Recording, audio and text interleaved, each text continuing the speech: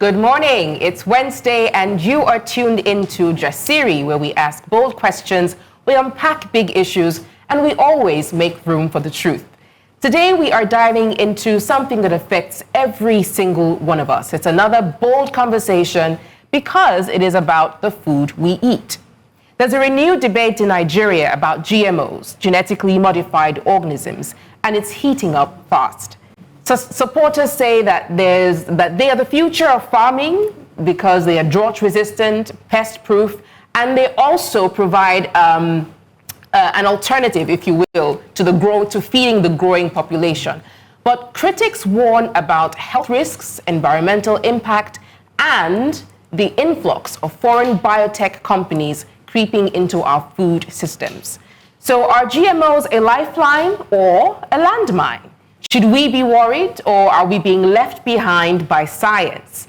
Well, it's going to be an interesting conversation coming up later in the show because it just might change the way that you see your next meal. But first, they say what is good for the goose is good for the gander. And today, that saying is ringing louder than ever. 17-year-old Nafisa Abdullah, a Nigerian student from Tulip International College, NTIC, Yobe State, just beat over 20,000 participants from 69 countries, including native English speakers, to win the 2025 Teen Eagle Global English Finals in London. The Nigerian teenager now has been crowned the top English language performer globally. Now, while the nation celebrates her brilliance, one question begins to echo louder than the applause, and that is, will she be rewarded the same way we celebrated the Super Falcons and D'Tigress? Former Minister of Communication and Digital Economy, Issa Pantami, says she should. Pantami is calling for Nafisa to receive $100,000, a flat, and a national honor, Office of the Order of the Niger, OON, just like the Super Falcons and the Tigress. He said that this recognition will be befitting, while describing Nafisa as a powerful example of what Nigerian youth can achieve globally when given the right opportunities. He also emphasized that academic excellence should be celebrated as much as athletic and entertainment success. In his words, and I would quote again, "What is good for the goose is good for the gander." Goose and gander. Oh my God, I'm serious. No, but I like that. Was there like a nursery rhyme about goose? No, it is a saying. It's a saying. What is good for the goose is good for the gander. Yeah, like yin yang. Well, it's not yin yang because yin yang is complementary, right? Side, yeah. Opposite sides. But I think we cannot drink water. Let me allow you to say something. But if I actually had to say what I had to say, then I would seem too controversial. But I really we want you to be controversial. Okay. But what I'm thinking is English. You cannot compare, the achievements that the Super Falcons and also the D'Tigresses have achieved to this, even though we know they're peculiar in their own ways. But it is English. We're in Nigeria. We speak English, right? We're speaking English at the moment. English is our lingua franca.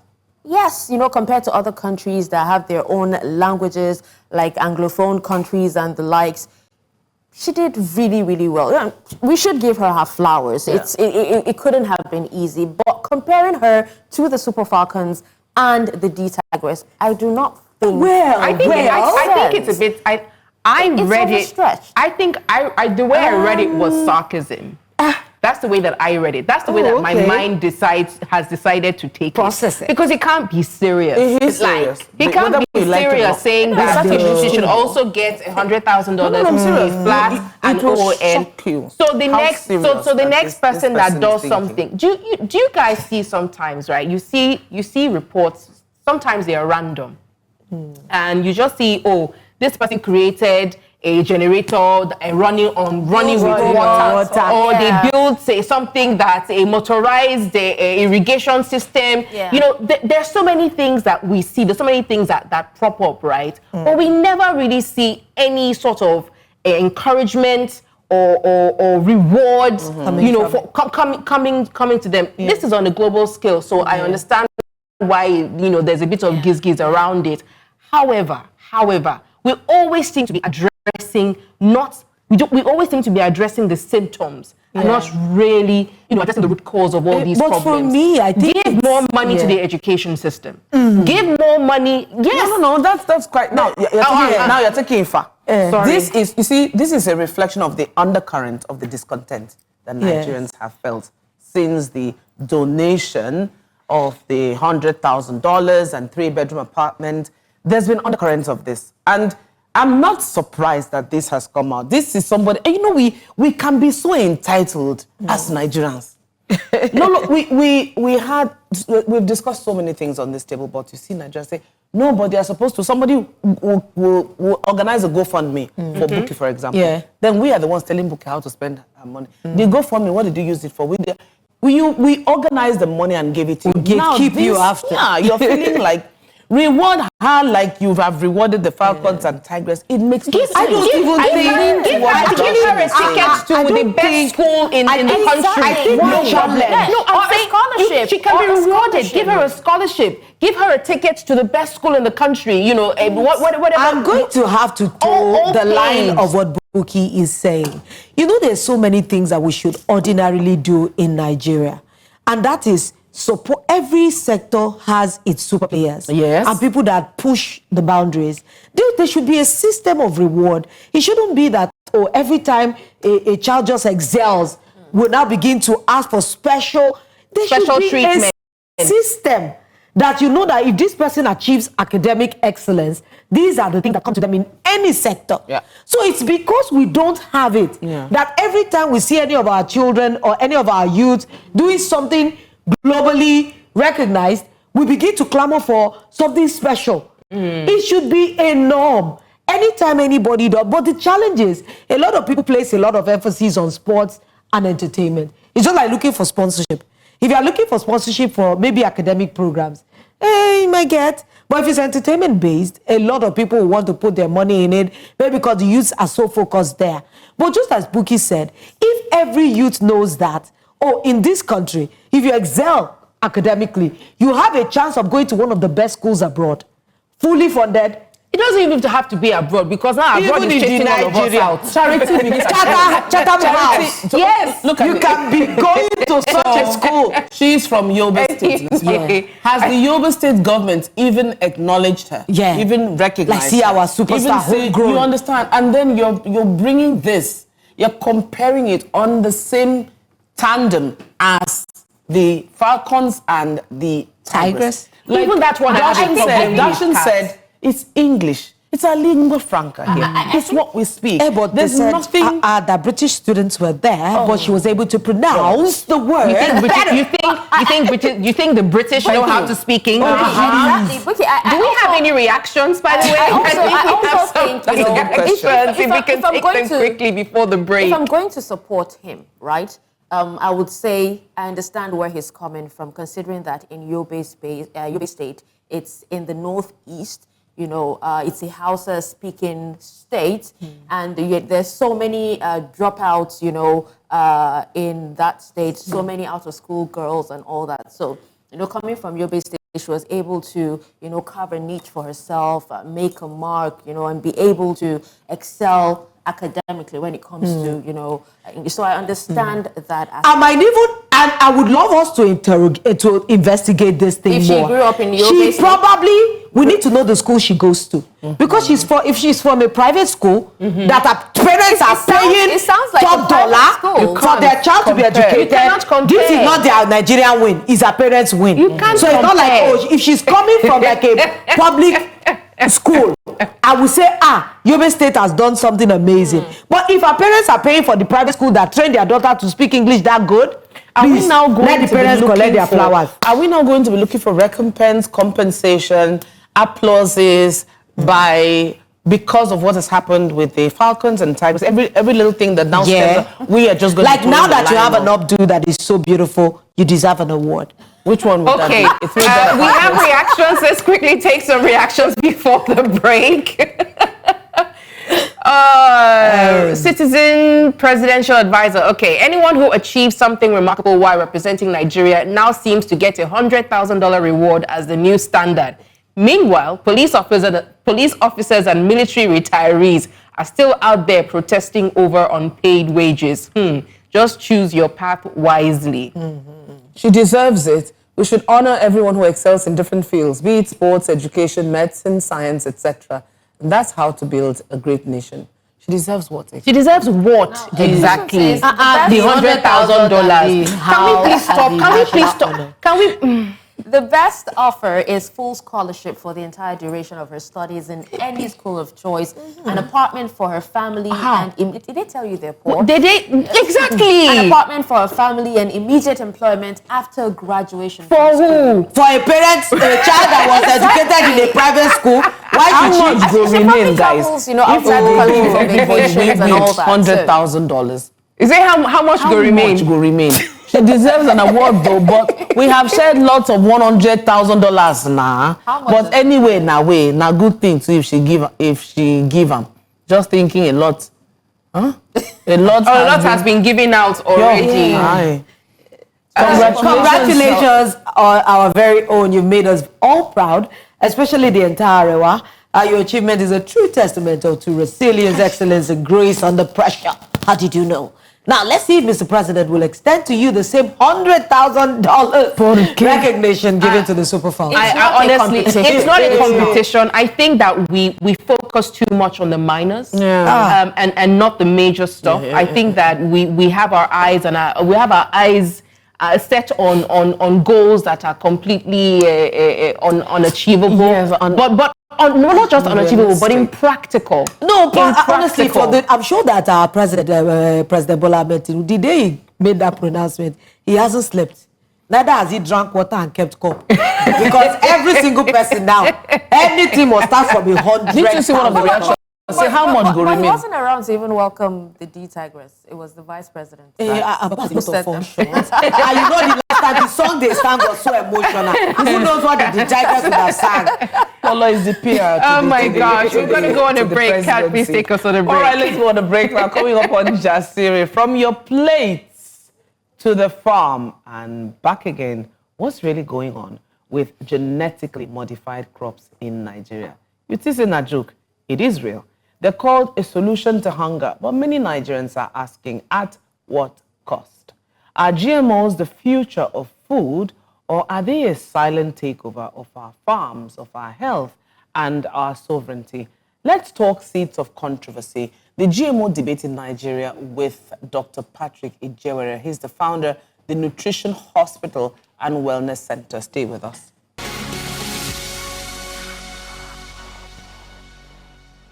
Thank you for staying with us on Ijewere, where we have bold conversations. Now, from pest-resistant beans to drought-tolerant maize and even unusually plump ginger, Nigeria's food system is changing, and most of it, or most of us don't even know it. Generally, modified organisms, or as we call it, GMOs, are slowly but surely becoming part of our farms, part of our markets, and even our meals. Who knows for how long? But supporters say that, they're the future because they boost yields, they cut pesticide use, they offer hope in the face of rising food prices and also climate shocks. But for many Nigerians, GMOs raise far more questions than answers. What exactly are we eating? Who's controlling the seeds? And why does it feel like we're being kept in the dark? No education, no sensitization. Critics have actually warned of corporate control, environmental risks, and a lack of long-term health research. Those are some of the challenges. But then others worry that we're trading food sovereignty for short-term gains with little transparency. And with whispers about, modified maize, soybeans, and even ginger making the rounds, trust in our food systems is being tested. So where do we go from here? Do we embrace biotechnology with open arms? reject it outright, or carve out a path that protects both innovation and public safety? Well, joining us to unpack it all is Dr. Patrick Ijewere. He's founder of the Nutrition Hospital and Wellness Center. Thank you so much for joining us, Dr. Ijewere. Good morning. Thank you. Good morning. Good morning, Doctor. Yeah. I would like to start off quickly, and thank you, Dashing, for that, for really setting the scene, setting the conversation with that introduction. I think one of the challenges that we face, they say if you want to hide information, if you don't want an African man to know something, put it in a book, right? But now we've gone beyond book to digital platforms where information is readily accessible. But perhaps we were not focused on the things that we should be focusing on or we could be focusing on. So what is GMO? Because there's misinformation. There's misinformation, there's miscommunication, there's misunderstanding, there's everything. What is GMO? But how would we even know that we're eating a food that has been genetically modified? And where are they selling it now in Nigeria? Very important question. You asked the questions, what, where, and how. Yes. All right, so what is GMO? Historically, we have what we call heirloom or traditional or native seeds, which when you plant it, you harvest the crops, let's say it's the corn, you save some of it for the next season, and you plant again, and it grows. In other words, there's a continuity in fertility built into the native heirloom indigenous seed.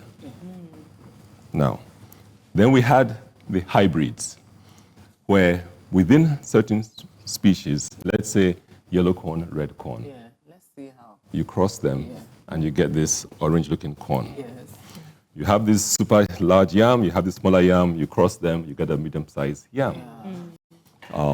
So hybrids have been around for a while, and even with hybrids, there's difficulty in replicating, planting the seeds into generations. So a lot of companies went into the hybrid space. So a good number of farmers actually buy products from foreign companies, hybrid seeds, for also plant here in Nigeria. Now we go to the next step, the GMOs, genetically modified organisms. Now, keep in mind, in hybrids, there's some gene manipulation which can occur either in nature or man can expedite it. But it's still within the same species group. Corn, corn. Tomatoes, tomatoes. Carrot, carrot. Here comes GMO. My heart is beating. And GMO says, let's get the lizard that can run very, very fast. And put it inside that slow-growing tomatoes. Get the gene, that fast gene from that lizard, the rabbit. Get that rabbit gene that makes it run very fast. Because we want these tomatoes to grow very fast. And put it into the tomato gene, and then we plant it. And the tomato grows fast. The common one now is the BT corn, the Bacillus thuringiensis, where they get a gene from a particular microorganism that produces this chemical that seems to repel pests, and then I'll put it inside corn. So from a microorganism, it's now put into corn or cowpea. So that it automatically repels pests from coming to... We'll come to that topic. I'm sorry, sir. So if pests won't eat it, why would you want to eat it? Anyway, You see, we are coming. there's growing, Wait, he has not finished, Lolo. Wait. He's going somewhere. All of us. He hasn't landed. So with GMOs, you're crushing species barrier, which never occurs in nature, which means you're going to cause new proteins or new food item produce to come out into the field that our natural body doesn't recognize. Difficulty digesting it. And in fact, if it's a foreigner in the body will say, hey, it doesn't belong here. Let's deal with it. Take it out. It doesn't belong. It's a foreigner. And that is part of the major problem on the health aspect of GMOs. If I may add, too often we limit the discussion of GMOs to the agricultural sector. Yes.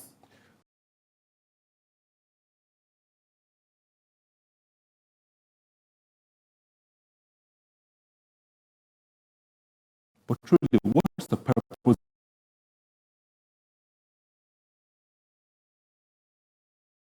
Only, and leave this out, you're being dishonest. Yeah. Because if you truly look at, okay, all right, I've answered your first two questions. Let's keep going. We know now that, there's been a lot of talk recently. In fact, this one is a recent conversation. There's a growing suspicion that everybody is afraid of foods like maybe maize, soybean, even ginger, that they are being altered without our knowledge. Are these fears grounded in fact, or are we just dealing with the misinformation? In this era of AI, somebody can just create an image and make us believe that this is what it is. So what's the real story? It is grounded in fact. We've had GMO introduction for easily over 10 to 15 years. Sadly just weren't paying attention. We weren't paying attention. And also, the GMO industry is notorious. When they come into your space, they don't come in through television. It's forced. They come in through the back door, quietly, silently. That's how they got into the US. In the US, the FDA scientist, what do you mean 30 years ago said these GMOs are not proven to be safe. They are likely to be unsafe. There's concerns. We need more studies. And then some gentleman by name Mike something, who was a former lawyer for Monsanto, became the new head of the FDA. And what did he do? Quietly take out those scientists who were dissenting, brought in some people, and they passed the laws to allow the average American in the media and in the population did not know that corn had gone GMO, that soybean had gone GMO, that canola, that rapeseed oil had gone GMO. The same thing that occurred here in Nigeria. That's why we don't know. They came into the back door with the help of one of our previous ministers of agriculture, additional. They came into the back door. He let them in. So for the last 10 to 15 years, we've had GMO in Nigeria in terms of those coming through the government back door. But others have come in through other channels unbeknownst to us. People go abroad, they buy seeds. They don't really know what the seeds are, they bring them in. Or even products. I mean, I have 4 questions in one. I think you've answered the first one. Who's responsible for approving GMOs in Nigeria? You say they come through the back door. So like will attract like. You'll find your own. They'll find, they'll find a way for it to filter in. People who travel buy seedlings. You don't know where the seedlings are coming from, but you're bringing them back to the country. So you are introducing them to the soil here in Nigeria. Now, how transparent is this process of GMOing? And let's talk about tests. Do they do tests? I mean, we know that in Nigeria, listen, I have to now face the camera because you know that in Nigeria, there's a tendency for us to be lost on data. But it's important to ask the questions because it's agriculture, because we're dealing with GMOs. And I know that there are people we have questions. I don't want to jump questions. So let me just stick with. Because I think even as we're asking, like, as I'm going through the questions, as he's going through his answers, he's ticking off certain questions. I'm like, but it's scary. To be honest with you, it's scary. And even for people who go abroad, for people who travel abroad, and when you go into the food stores, the markets, the supermarkets, the food doesn't look the same anymore. No. There is even less of the food on the shelves. Organic food is now much more expensive, but you don't even know if you are really buying organic food. And you spend time now at the grocery store, you're reading through the ingredients, hoping that somehow you can find something to give you an idea that this is GMO'd. So that you should stay away from, but it's just right there. I'm saying this new pink pineapple. I was even hoping I can eat pink pineapple. But back to Kat's question, Doctor. Honestly, back to Kat's question. Tests and where's the checks and balance? Independent assessments and peer. Fine, let's leave the government on. But are there people who are like invested in this and bringing out tests and reviewed studies that show that GMOs are safe for Nigerians in the long term?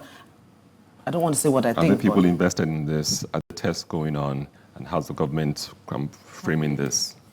Okay. You recall the major agency in charge of food was NAFDAC. Yeah. Somewhere around 2014, 2015, another agency was created, Nigerian Biosafety Management Agency. And GMOs was put into their purview. Question is, why? Why? We had NAFDAC doing a good job. Got an awesome reputation from the time of late Akinyuli. The GMO seed, that so-called pest-resistant one, How does it work? It has a gene that would cause it to produce a pesticide that kills the pest, the insect that wants to eat it. Which means anybody who consumes those seeds will effectively also in their bodies produce that same pesticide. In other words, it's no more a seed, it's now a pesticide. The GMO seed is a pesticide. Under NAFDAC, you can't bring in a pesticide and call it food.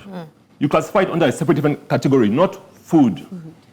So NAFDAC had to be sidelined, another agency brought in to make it that is more pliable to the objective of those who are pushing GMOs into Nigeria. What agency is this?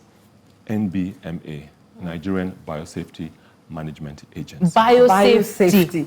Yes, or more like anti-safety. You know, there are so many agencies. Biotechnology, biosafety. When they mention some of these agencies, I'm like, in this same country, there are so many agencies under agencies created and under agencies. Anyways. so other part of the question about the testing. Yes. If you're truly an independent agency, then do the testing. Someone says, I've brought in a product, I've changed these genes. Do our analysis. Do your own genetic analysis, profiling of that seed. Let's see what genes are truly in that seed. Is it only the BT gene, or are there other genes in there that we ought to be aware of? Many of us, for example, are not aware that in the COVID vaccine, for instance, there was mercury. In the multiple dose vaccines, we didn't know. Mercury? Absolutely, that was the thimerosal. What about the the preservative. HIV virus? I heard there was the HIV virus In as well. the so-called COVID vaccine, the COVID shot, not virus, just the shot itself. What I'm saying is, these agencies should do their own thorough analysis and publish it for us to We have to go on a break now. Nigeria is at the back. It makes you wonder, you know, the rising cases of cancer, hormonal imbalance, low sperm count, you know. But then we'll have to take a break now. When we come back, we'll definitely continue this conversation. Stay with us.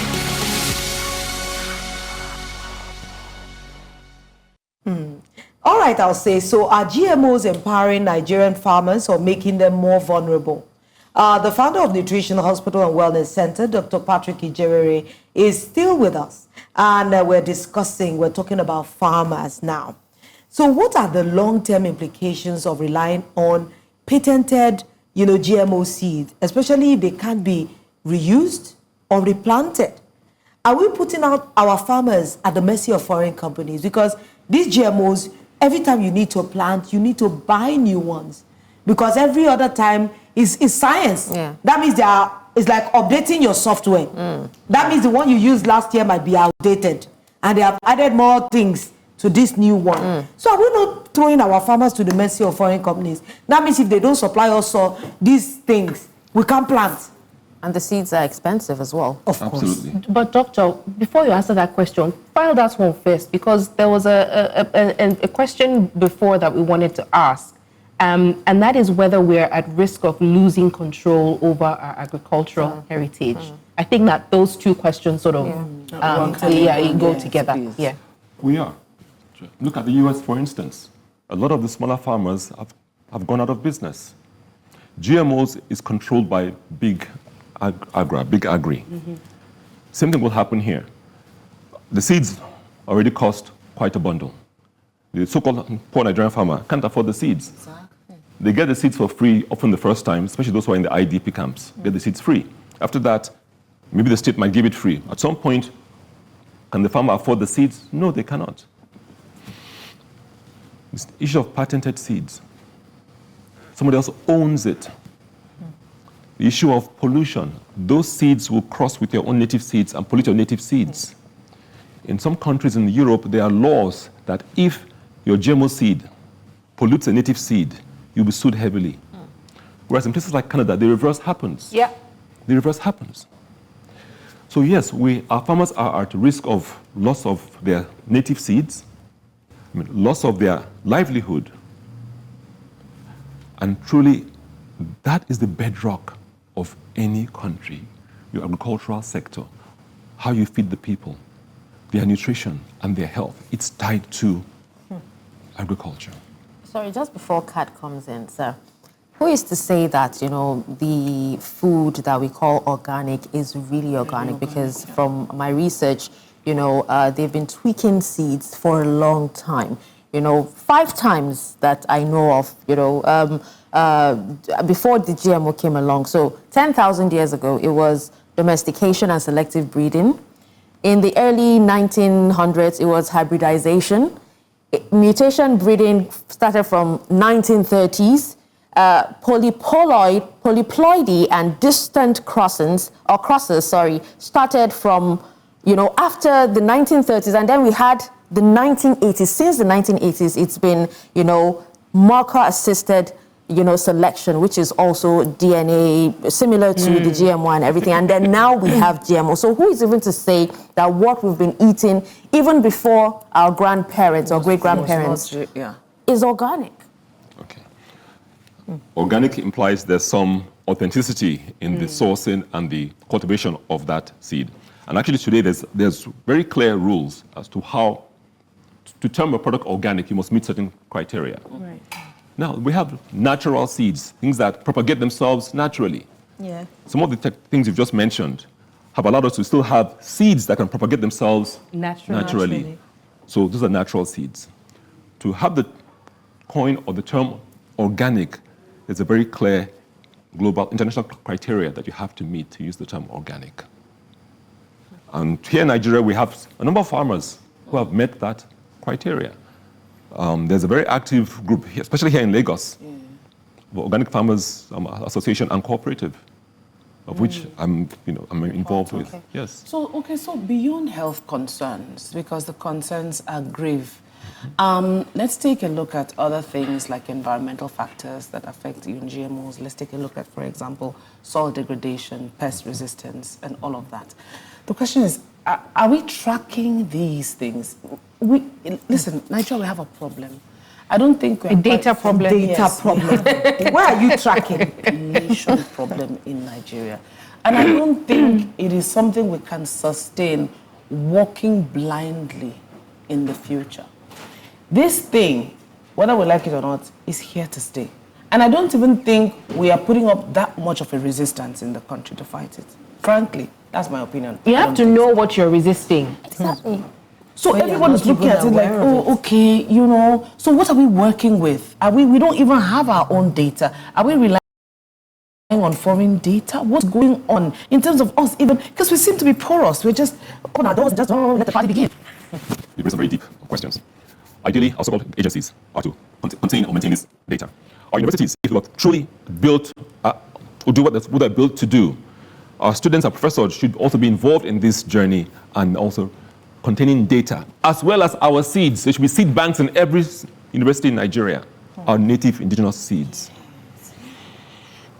Now, amongst organic farmers, amongst ourselves, yes, we actually tasked ourselves to keep data and also seed banks.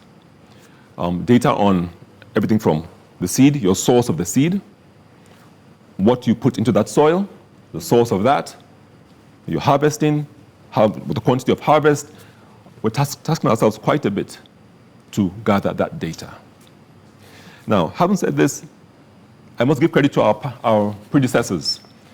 When you look at studies or data from the pioneers in our universities, Ibadan, Ife, Lagos, Nsukka, Ahmadu Bello, you see rich data, you see rich studies. The data is out there, so it's sadly collecting dust. For example, you go to NNMDA library, phenomenal information that is compiled. But how recent? Yes, that's it. How recent? There's been some pauses depending on who is leading the organization, but the last 3 DGs have been in alignment, including the current DG. We have data as far back as when Ife and Ibadan in the 60s and 70s were formed. Okay. Now, the universities are not actively involved in this whole GMO interplay. It's NAFDAC would have been doing the data collection. NBMA, or is it MBCA is supposed to do it now? Are they doing it? Invite the DG and please let's put her to task. Mrs. CMC, we should. We should, because there are questions. There are questions around, how do we track? How do we know? But then information is also not available. And I say it may be accessible. Maybe it's available but not accessible to the general public, because it almost seems as if there's only a select few that are concerned about the ramifications of the introduction of GMO, right? But it affects everybody because we are what we eat. I think a report was actually done by our station where, there was a Vox, the reporter went around asking people if they had an idea what GMO was, and most of them said no. Some of them said they've never heard about it. And I remember sometime last year where the NAFDAC DG, said there's not been any conclusive evidence to say if GMO is safe or not. We don't know where she stands at the moment. And this is somebody we're supposed to trust with our food supplies and everything. And I know that from research, 25 GMO products have been approved in Nigeria. Some have been are being commercially, farmed, while others are still in trial process. And also, especially potatoes, wheat, and cassava are approved for food use, but they're not widely farmed. The question is, how long will it take before some of these, potatoes that we love to eat, cassavas that we make gari with, and, so many of our food staples with, how long will it take before they become GMO? And also, how does it compare, when it comes to taste? GMOs and organic food? The GMO proponents are very strategic.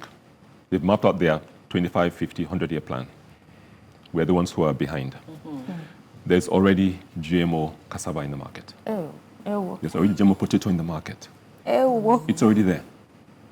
They came in through the back door silently 10 to 15 years ago. That's a long time. Yeah. You know how many agricultural seasons they have already come in the back door. The same strategy used in the US, they've used in Nigeria. Okay. And Nigeria, that is always a dumping ground for plenty everything. things.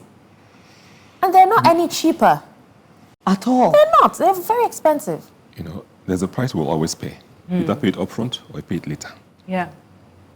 Even if it's cheaper now, you pay it later when the disease shows up. Yeah, but how do we protect? I was going to get there. How do we? No, but you're talking about data. Nobody is gathering it, and there's no access to it. You pay it later when we cannot find our native seeds. You pay it later when our farmers have exited and farming is now a corporate affair run by outsiders. We'll pay it later when we've polluted the soil to the point where our so-called ginger exports that we love to tout would be history. That polluted our waterways. Our bees would have disappeared. The environmental impact of GMO, just go to the US, they'll tell you, they've been dealing with it for 25 to 30 years. The data is there. It's a catastrophe. Meanwhile, we're busy exporting our organic products abroad. And I'm just he's just saying that we'll get to a point eventually where we will not even be able to export those organic seeds or organic foods because we've messed up our soil, we've messed up our culture, we've messed up everything. There's so many things that follow agric practice. I'm not an agriculturist, but I remember all of us did biology at some point. And they tell you about pollination and all these things. But by the time our bees and all these plants can no longer pollinate for us because if they eat these things, it's killing them. So how do we want to keep getting, growth to come? Because it's from pollination that we see some new seeds. Well, at least from what I understand. They're 3D foods now. They make meats, 3D meats. You eat it and it tastes like the normal steak. I don't even want to talk about all those 3D things because I yet do not understand them. Because I'm looking at Nigeria because we're a peculiar country. If we're talking about an advanced world where you can say, okay, you trust the government, you trust the fact that they are thinking about the people. But here in our own climate, it's not the same. You're talking about some of these are leaders. Do you know that some of them might sell the positives to them? And they might never really sit down to understand that the positives is just a shadow of the darkness that is under it. Somebody will come and say, this will feed the people faster. You'll be like, okay, Let's adopt Yes, it. that- Because we that's- don't have there's a conversation to be culture had of about that. asking questions. Even indigenous- That, okay, how many countries are using it? How many presidents have endorsed this? Because they would hide all those data. All right, guys, let's take a short break here. You are watching Ijewere. We're having a conversation around GMOs, and I wanted to talk about indigenous farming. Can they coexist with GMOs? Indigenous, you know what I mean by indigenous? Grow something in your backyard kind of farming. But we'll take a short break. When we come back, we'll talk about that and more, including accountability. We'll be right back. All right, welcome back. We're on the home stretch of Ijewere for today in the midst of GMO conversations, and we still have Dr. Patrick Ijewere with us. Before the break, I was asking about coexistence. Can traditional farming values, indigenous food, knowledge, can we coexist together with GMOs? During the break, we're having a conversation, and you had repeatedly said it here. Once a GMO seed enters the ground, forget it. It's just, that's the end. You cannot plant a native seed. So is it safe to say then that we cannot coexist? I mean, you know, farming our subsistence farming, planting our ugu, pepper, whatever in the backyard with GMOs. For several reasons, you cannot coexist. One you've mentioned. We talked about the cross-pollination. Yes. You can't control the wind. You know, they tell you, no. Oh, it's only about 60-mile radius. Okay, so this season, 60-mile radius. Next season, 60 miles. 60 in all directions. It pollutes the neighboring soils and neighboring plants. It does. If you're sharing the same waterway, GMOs, and please let no one deceive you, they say GMOs cause us to require less pesticides and herbicides. Utter hogwash. Brazil, that has been involved in GMO, will tell you that in the last 10 to 12 years, the use of herbicides and pesticides has gone up 700%. Majorly due to soybean GMO farming. The data is out there online. So let no one tell you you use less pesticide. It's totally untrue. Totally untrue. So what's accountability? Who's taking accountability in this conversation? Who's responsible if a GMO crop fails or causes harm to people? Is there even a clear law that takes care of this? And even as I say this clear law, I'm not, in all fairness, I'm not expecting that there would be, but I'm expecting to hear that even if there was, who's actually following the law? But I'll still have to ask the question. Just for posterity's sake, I always like to say that. All right. There's two sides to this law issue. The patent law. If you haven't obtained my permission to use my patented product and I catch you with it, I will sue you. I don't care how you got it. That's what's happening in Canada, where farmers who are not GMO farmers are being sued. Who's holding the GMO farmer accountable for the dispersion of his seeds? Yes. At least in Canada, nobody is. In some European countries, they are. What law have we adopted here in Nigeria? Not quite sure, but I would bet you the patent law of those who are pushing GMOs is what will predominate. So, Dr. Ijewere, I know that it seems that we're painting a very dreary picture. It's a dreary picture. It's very important that we give information out there so that at least we can open some questioning minds, make somebody somewhere begin to ask questions that, what am I really ingesting? Maybe if everybody begins to ask the next person, we'll all be able to have maybe our voices loud enough for them to hear. Are there any alternatives to these farming challenges in the future? What can every average person now do? Because if they cannot coexist, what is the alternative? What do we do? Is there a healthier version of it? Because at the end of the day, even if you don't use GMO, it just looks like we can't all win. the other natural causes are not stopping. The wind will stop blowing, the sun will stop shining, the rain will stop falling. That means if you planted it in your own farm, there is no way that water, a rainfall, can actually imagine It flooding. cannot stand in isolation. Flooding can bring something from the island to the mainland. And you have no plans for it, and it destroys your soil. What is the future of farming? If there is a future. Because I'm beginning to think of, I know it's out of... No, let him answer one question. I just think all those let him answer one question. Apocalyptic movies. Apocalyptic movies where we all take one tablet and eat it. No, that's food. What is Can the you future answer? of Can you food? What's answer the in future of 2 minutes? agriculture? 2 minutes. Yes, You've seen please. all the videos out there about the future of food being the printed food, Yeah. the food that Yes. comes in this Printed meat. printed meat, And how the do use we of precaution? the use of technology and grow food. No problem. Even with technology, there must be a limit. There must be a line in the sand. And GMOs should be a line in the sand in terms of agricultural technology. We can use other technology, satellite imaging, where is the best water to plant this, and all that is great. Use the combined harvester and the big machines, no problem. But with technology, there must be a limit. I believe it's Norway who several years ago introduced IT into the classroom and took away the books. And it's about 8 years or plus. They've stopped it because they see how the children are declining. And they put a drone line in the sand and put the books back into the classroom.